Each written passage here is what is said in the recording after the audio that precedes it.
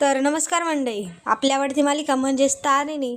तर या मालिकेत आता सगळ्यांना प्रश्न पडलाच असेल की आता नक्की काय होणार आहे. आता तारिणी आणि केदारची नक्की काय खरी ओळख आहे, ते नक्की काय काम करतात हे तर आता कामत डॉक्टरांना कळले. पण मात्र आता ते खांडेकरांच्या घरी येऊन त्यांनी सगळ्यांसमोर ही केदार आणि तारिणी नक्की कोण आहे, ते काय काम करतात, किंवा ते एक स्पेशल पोलीस ऑफिसर आहेत, हे आता त्यांनी सगळ्या खांडेकरांना सांगितलेले.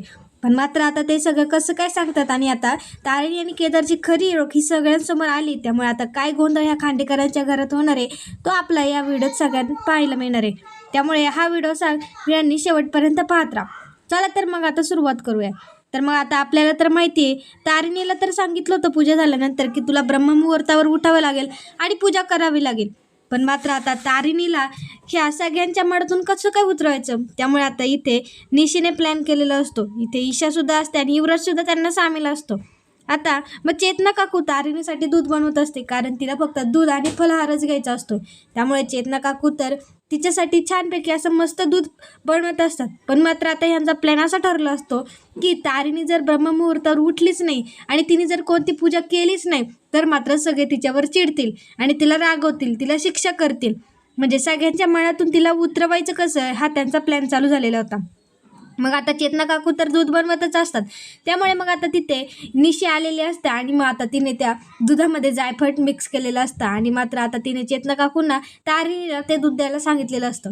पण मात्र आता इकडे वेगळाच घोळतो, कारण केदारने तारिणीसाठी आधीच दूध बनवून नेलेलं असतं आणि मात्र ते दूध आता केदार तिला पाजत असतो आणि त्यानंतर मग जे काही दूध उरलेलं असतं, म्हणजे चेतना काकूंनी जे बनवलेलं असतं ते मात्र चेतना काकूंनी स्वतःच पिलेलं असतं.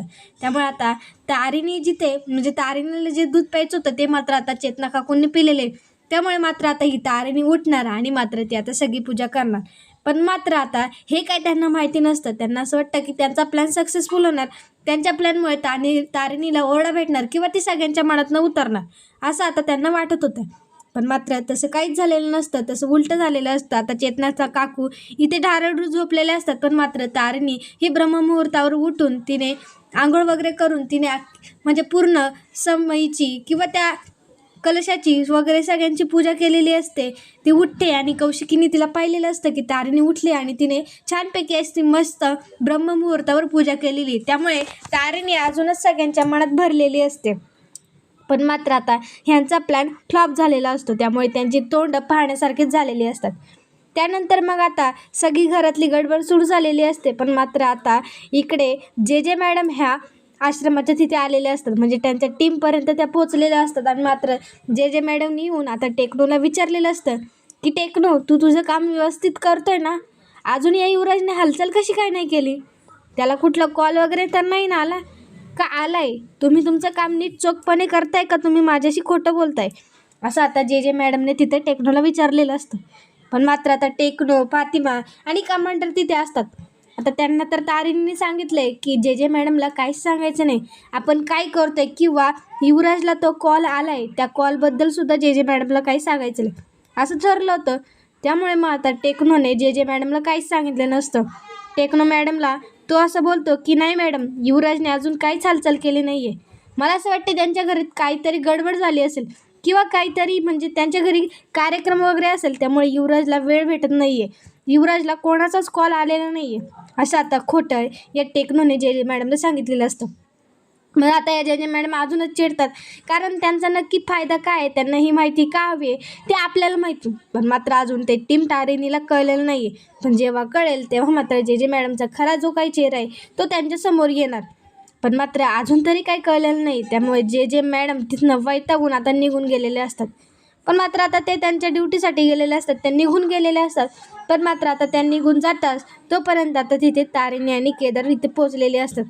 तर मग आता तारिणी आणि केदार पोचलेले असतात. आधीच तारिणीने काही खाल्लेलं नसतं, त्यामुळे तिला थोडीशी चक्कर आलेली असते.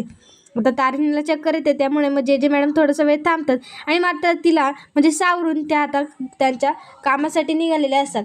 पण आता हीच तारिणी आणि केदारसाठी सुवर्ण संधी असते, कारण त्यांना आता पुढचा प्लॅनिंग करायचा असतं. आणि तर आता काय जे मॅडम तर निघून गेलेला आहे, त्यामुळे आता त्यांचा आता इथे खूप छान असा प्लॅन रंगलेला असतो.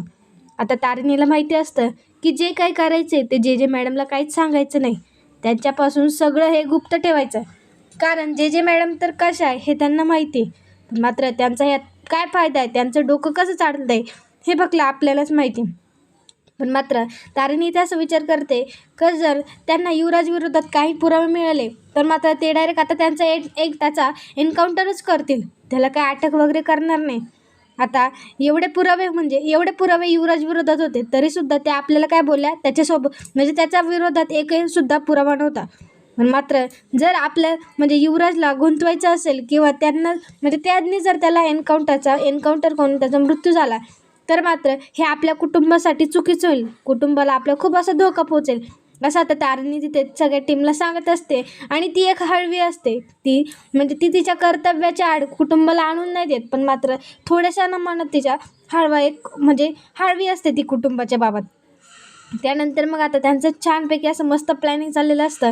आणि मग आता तारिणीने सगळा प्लॅन केलेला असतो, पण मात्र तो जे मॅडमला सांगायचा नाही. जे मॅडमला यातलं काहीच कळलं नाही पाहिजे असं आता तिने सगळ्यांना सांगितलेलं असतं. पण मात्र आता तारिणी आणि केदारचा तिथे प्लॅन झालेला असतो. टीम तारिणी आता पुढच्या प्लॅनिंगसाठी, पुढच्या मिशनसाठी हे तयार असतात. पण मात्र आता ते घरी जायला निघालेले असतात, कारण घरीसुद्धा काम असतं. तारिणीला जे काही व्रत आहे ते पाळायचं असतं आणि तिला फक्त दूध आणि फलाहार करायचा असतो. त्यामुळे मग आता हे मार्केटला सुद्धा निघाले असतात. आणि मग आता तारिणी आणि केदार ही तारिणीसाठी फळं घेऊन ते आता मार्केटमध्ये पूर्ण म्हणजे असे फिरत येत असतात. पण त्या गाडीवर येताना सुद्धा त्यांच्या मनात फक्त युवराजबद्दलच विचार असतो. आता युवराजला परत एकदा कॉल आलेला होता आणि युवराजला आता जो कॉल आलेला आहे तो आता तो आवाज तो वॉईस एका लेडीजचा आहे. पण मात्र आता तो वॉईस नक्की कोणाचा आहे, तारिणी तिथे बोलते सुद्धा हा वॉईस आणि तो म्हणजे पहिला आलेला वॉईस हा वेगळा आहे, चेंज आहे. पण आपल्याला लगेच कळायला हवं की हा वॉईस नक्की कोणाचा आहे, कारण आपल्याच जवळची व्यक्ती, त्यामुळे आपल्याला आपलाच घात होऊ शकतो असं थोडक्यात आता तिथे तारिणी केदारला बोललेली होती. पण मात्र आता ते मार्केटला आलेले असतात आणि मग आता व्रत चालू आहे, घरी पूजा एवढी आहे. त्यामुळे मग तारिणी केदारला बोलते की केदार थांब जरा, मी हार आणि फुलं घेते असं आता ती केदारला बोललेली होती. त्यामुळे मग केदारने गाडी थांबवलेली होती आणि मग तारिणी आता छानपैकी अशी मस्त फुलं आणायला चाललेली होती. आता तारिणी फुलं आणायला चालली आहे, पण मात्र तिला माहिती नाही की आता पुढे काय होणार आहे तिच्यासोबत. पण मात्र आता ही तारिणी स्पेशल पोलीस ऑफिसर आहे, तिची नजरच आपल्याला माहिती आहे की ती जगत तारिणीचा अवतार आहे. तिला सगळं काही कळतं, तिच्यावर कोणतं संकट येणार आहे आणि त्या संकटावर कशी मात करायची हे तिला सगळं कळत असतं. त्यानंतर मग आता तारिणी फुलं घ्यायला चाललेली असते आणि मात्र आता ती फुलं घेत असते. पण मात्र ती जेव्हा फुलं घेत असते तेव्हाच मात्र आता एक गुंड येऊन तिचा पाठलाग करून तिच्यावर तो आता वार करणारच असतो. मात्र आता तारिणीवर तो वार करणार, पण तारिणी ही कोण आहे, तारिणी जगत तारिणीचा अवतार आहे, ती एक स्पेशल पोलीस ऑफिसर आहे. त्यामुळे तिला तिची संरक्षण करता येत असतं. आता ती एक पोलीस ऑफिसर आहे, त्यामुळे तिला म्हणजे गुंडांच्या हालचाली करतात की तिच्यासोबत काय होणार आहे. त्यामुळे आता तारिणी तर तयारच असते. पण मात्र जेव्हा तो गुंड तिच्या मागून येतो आणि तिच्यावर वार करण्याचा प्रयत्न करतो तेव्हा मात्र आता तारिणीने त्याचा तिथे हात धरलेला असतो. पण मात्र आता तो गुंड कोण आहे, त्याला तिथे कोणी पाठवले. आणि आता आपल्याला असं सुद्धा पाहायला मिळणार आहे की आता तिथे तारिणीवर हल्ला होतोय, पण मात्र आता एक व्यक्ती कोणीतरी तिथे व्हिडिओ रेकॉर्डिंग करतोय. तर मग आता तर आपल्याला माहिती आहे, कारण आपण मागच्या एपिसोडमध्ये तसं पाहिलं की जे मॅडमने जी काही केदार आणि तारिणी आहे ते दोघे नक्की कोण आहे, ते एक आता स्पेशल पोलीस ऑफिसर आहेत.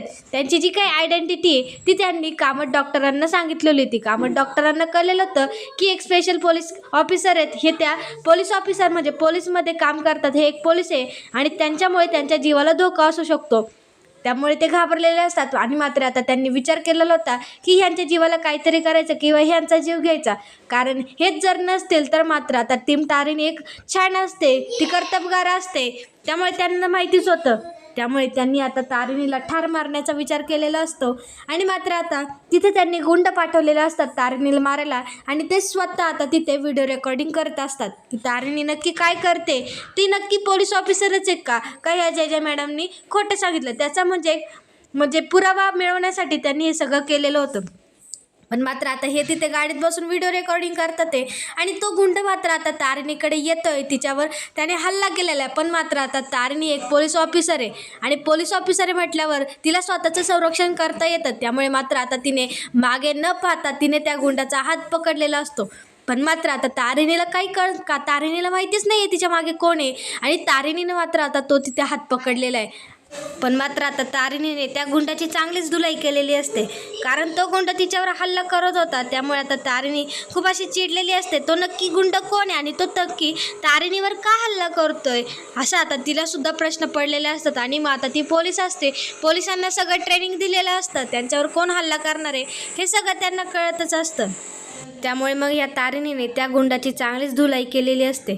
पण मात्र आता तिथे केदारला सुद्धा संशय येतो की नक्की तारिणीवर कोण हल्ला करतोय. आणि मग मात्र आता केदारसुद्धा तिथे गेलेला असतो आणि त्या दोघांनी मिळून आता त्या गुंडाची चांगलीच त्यांना चांगलंच मारलेलं असतं. त्या गुंडाचा चांगलाच त्याने बदला घेतलेला असतो. पण मात्र आता इकडे कामत डॉक्टरांनी सगळी व्हिडिओ रेकॉर्डिंग केलेली असते. आता त्यांनासुद्धा प्रश्न पडतो की जे मॅडमने त्यांना सांगितलं ते खरंच आहे. कारण असा आता जर सामान्य माणूस तिथे उभा असेल आणि त्याला कसं काय कळणार की त्याच्या मागणे एक गुंड येतोय, त्याच्यावर तो हल्ला करणार आहे, किंवा तो त्याच्यापासून बचाव कसं काय करू शकतो. आणि एवढा साधारण माणूस काय जे पोलिसांना ट्रेनिंग दिलं जातं तशा पद्धतीने तर पोलिसच मारू शकतात ना. सामान्य माणूस तर त्या गुंडाच्या हातून आपला बचाव नाही करू शकत. त्यामुळे मात्र आता त्यांना खरंच वाटतं की केदार आणि तारिणी हे पोलीस ऑफिसर आहेत किंवा स्पेशल पोलीस ऑफिसर आहेत. हे आता त्यांना त्यांचा एक चांगलाच विश्वास आता इथे बसलेला असतो.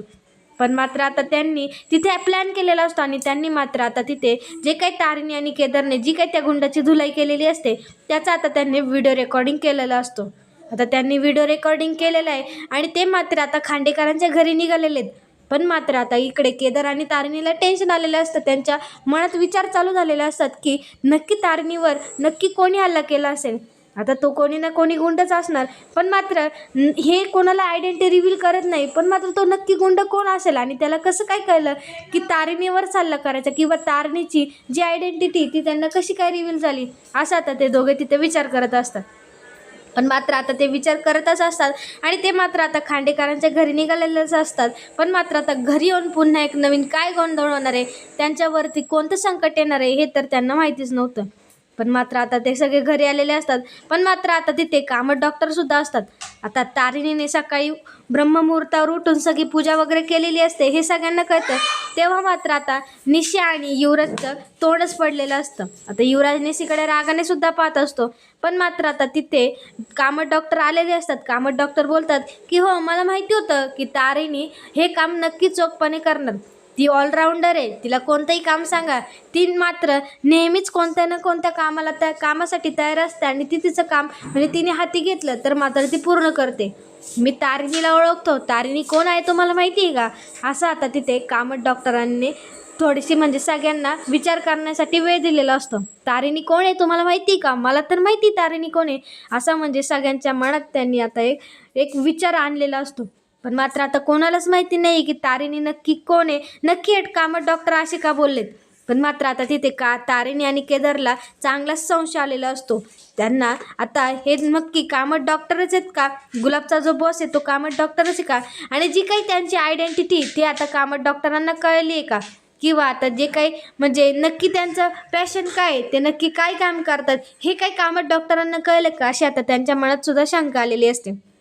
पण मात्र आता कामत डॉक्टरांनी तर सगळ्यांनाच सांगितलेलं असतं की तारिणी कोण आहे तुम्हाला माहिती का, मला माहिती आहे तारिणी कोण आहे. आणि मात्र आता त्यांना कौशिकीने किंवा दयानंदाने सुद्धा विचारलेलं असतं की काय झालं, काय माहिती तुला तारिणीबद्दल. आणि तेव्हा मात्र आता या कामत डॉक्टरांनी सगळ्या खांडेकरांच्या घरात खांडेकरांसमोर सगळ्यांना सांगितलेलं असतं की तारिणी आणि केदार हे एक स्पेशल पोलीस ऑफिसर आहेत, ते एक पोलीस ऑफिसर आहेत. आणि मात्र आता सगळ्यांना कळलेलं असतं, सगळ्यांना एक धक्का पोचतो की काय तारिणी स्पेशल पोलीस ऑफिसर आहेत. आणि तारिणी मात्र घरात कोणालाही सांगितलेलं नसतं, कारण त्यांना त्यांची आयडेंटिटी कोणालाच रिव्हील करू द्यायची नव्हती, किंवा ते नसतंच, त्यांची ती आटच असते. पण मात्र आता ह्या कामत डॉक्टरांनी खांडेकरांच्या घरी येऊन खांडेकरांना सगळं सांगितलेलं आहे. पण मात्र आता इथे केदार आणि तारिणी काही खोटं सांगतात आहे का, कारण त्यांना आयडेंटिटी रिव्हील करण्याची परवानगीच नसते. पण मात्र आता ह्यांनी तिथे येऊन कामत डॉक्टरांनी तिथे येऊन सगळ्यांसमोर सगळ्यांना सांगितलेलं असतं की केदार ही एक स्पेशल पोलीस ऑफिसरमध्ये काम करते, ती एक स्पेशल पोलीस ऑफिसर आहे. पण मात्र आता हे तर आता खांडेकरांच्या घरात कळलं, खांडेकरांना सगळ्यांना कळलं. त्यामुळे मात्र आता केदार आणि तारिणीवर खूप मोठं असं संकट आलेलं आहे. पण मात्र आता हे दोघं त्या संकटावर कशी काय मात करणार आहेत, किंवा आता पुढे नक्की काय एक अजून संकट ओढवणार आहे खांडेकरांच्या कुटुंबावर, हे आता आपल्याला पुढील भागात पाहायला मिळणार आहे. त्यामुळे पुढील भाग पाहायला विसरू नका.